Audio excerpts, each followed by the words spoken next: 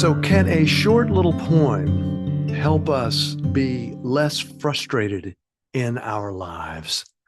Well, I think the answer is yes. And that's the topic of this week's podcast, Heart Work with Dale Byron. That's me. The title this week is Fighting Spam with Poetry, fighting email spam with poetry, I should say. Now, look, we've been on a roll the last few weeks talking about argue with poems, not people.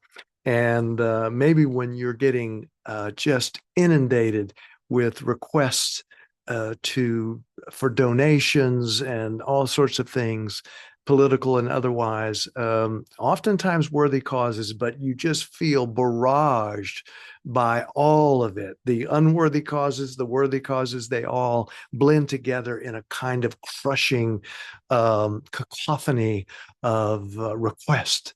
And so this is what I wrote, and let me share that, and then I'll share the brief little poem, fighting email spam with poetry.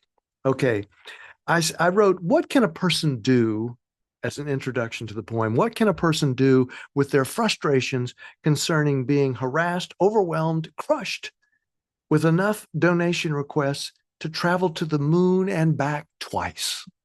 Yes, if you email or text back, it will go into some unspeakable, unreadable black hole. I don't know if you've ever tried that.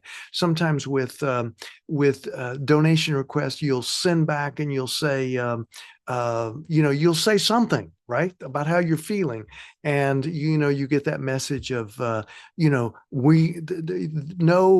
text or no email is getting back through to where their email came from or text.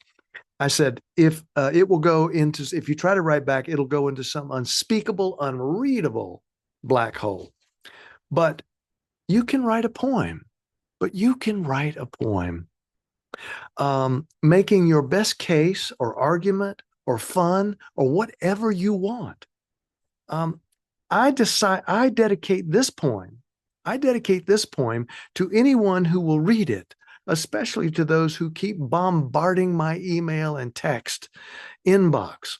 For others who read and walk inside this poem, then feel a kind of kindred spirit. If you agree with my frustration, you can feel a kindred spirit. You are welcome to print and keep this poem handy. Maybe you can get it back to them somehow or another.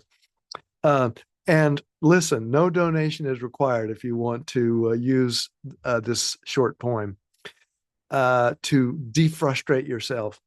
Oh, and a special, I wrote this, oh, and a special place in hell for those who ignore my requests to be left blissfully alone. Of course, I say that tongue in cheek.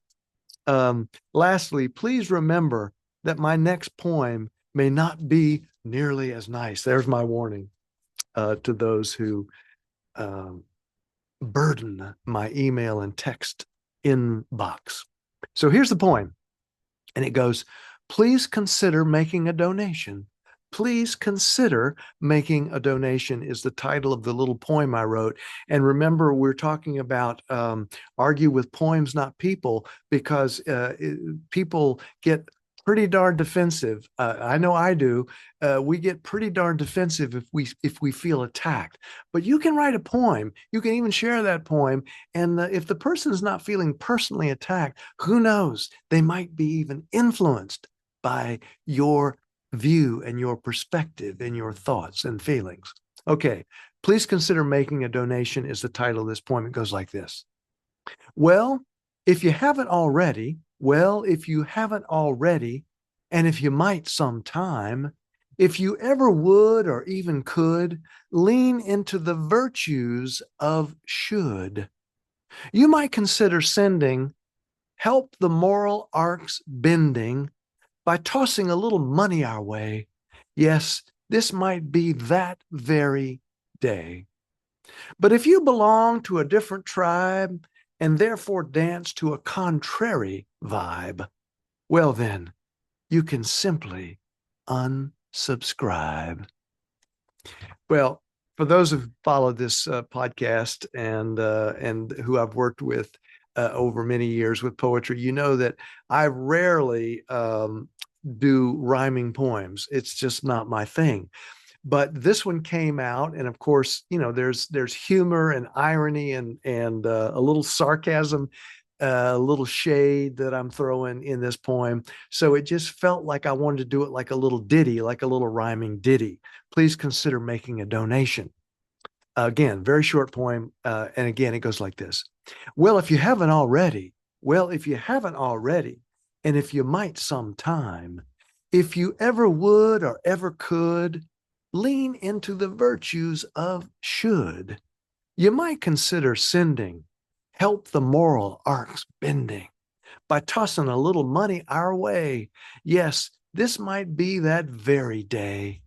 But if you belong to a different tribe and therefore dance to a contrary vibe, well then, you can simply unsubscribe.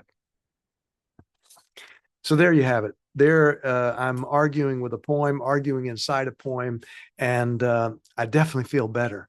And you know what? One of the other positive things I thought about this poem is that once I felt better, there are certain causes and political campaigns, of course, that I support and will continue to support. What I'm arguing against here is just being blasted by every person and their dog, as the old saying goes, wanting a donation. So what I have to do is I have to say, look, give it up, or at least I have to go on record with my frustration so that then when the real causes that I want to support come, I won't just kind of throw it all out. Another cliche, throw the baby out with the bathwater. I won't do that. I'll be able to discern, but I have to get through my frustration first. So again, as I've said with this new Argue with Poems, Not People, you can do this with any subject, a subject that is on your mind, that is irritating you, or that's exciting you, or worrying you, or just flummoxing you, right? You're confused about it. Write about it. Write about it, not necessarily to say how you feel, that's part of it, but to understand and to discover how you feel. That's what the writing process, poetry in particular, you can, hear yourself say things you did not know you knew. The great poet Ezra Pound once said, if the poet is not surprised, the reader will not be either. And in this case, I didn't know that I felt quite this strongly. And there was a number of things that I did find surprising in there. But that you can do that. We can all do that. So if you write a poem about something that's frustrating you, let me know that. I'd love to hear about it. Okay. In the meantime, until next time and next poem, please take good care of yourself. And as I like to say, if you can, someone else.